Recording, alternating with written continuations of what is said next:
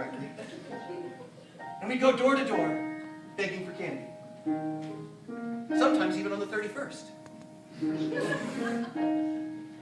I remember that the leaves would always fall off the trees. We lived in the Hurricane Alley. And as the leaves were blowing around the street, we were dressed up as pirates and monsters and Mom. We'd take our pillowcases and we'd knock on somebody's door and we'd say, "Trick or treat!" And they'd put some special prize right there in our little bag. Sometimes it was a candy apple. It was a long time ago. Sometimes it was gum. And sometimes it was a Colt 45! The beer, not the gun. That's when I got my drinking problem. I would often go trick-or-treating, dressed as Mom. Stinking fucking drunk. For an 8-year-old,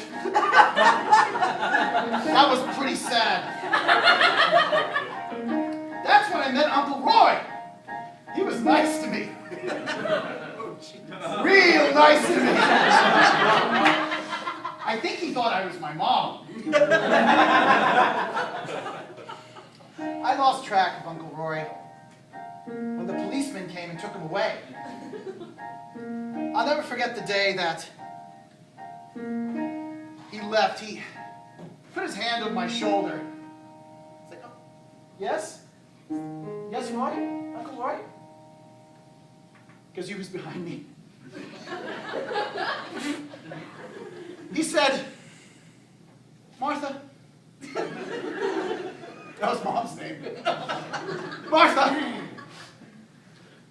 I'm going away for a while, but I want you to always remember that I love you, and someday we'll be together." I'll never forget Uncle Roy and the way we would spend time at the watering hole, swimming into the river and swimming all day long. Those were the times I missed the most. I also miss...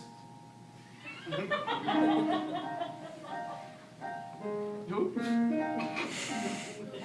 I miss the times I used to stay home and get blasted on Colt 45 and answer the door for other trick-or-treaters. "What the fuck do you want?" I'd say. And I'd vomit into their bags.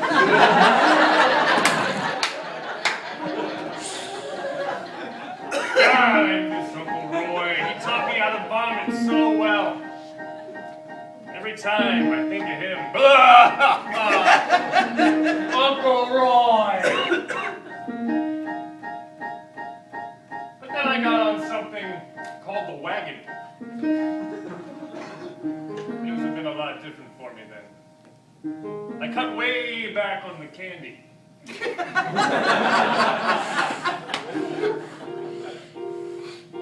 I'll never give up my Colt 45. But I still dress like my mother.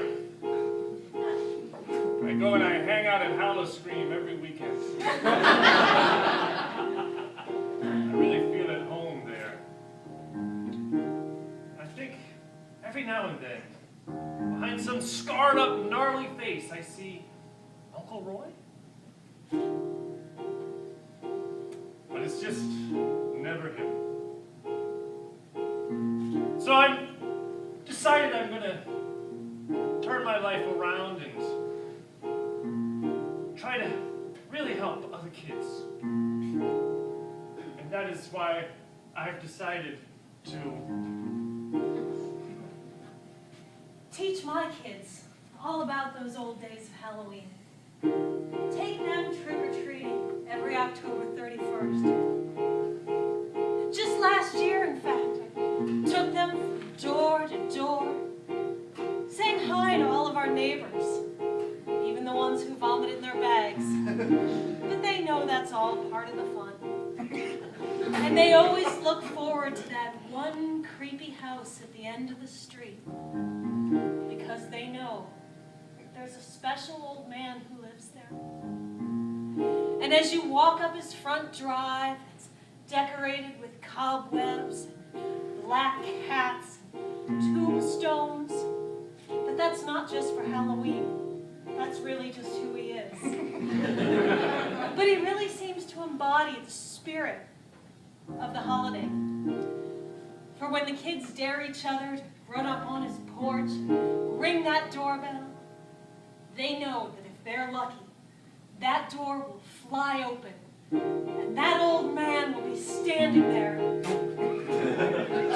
completely naked, holding nothing but a pumpkin. And like magic, he'll take his hands away, and the pumpkin just floats there.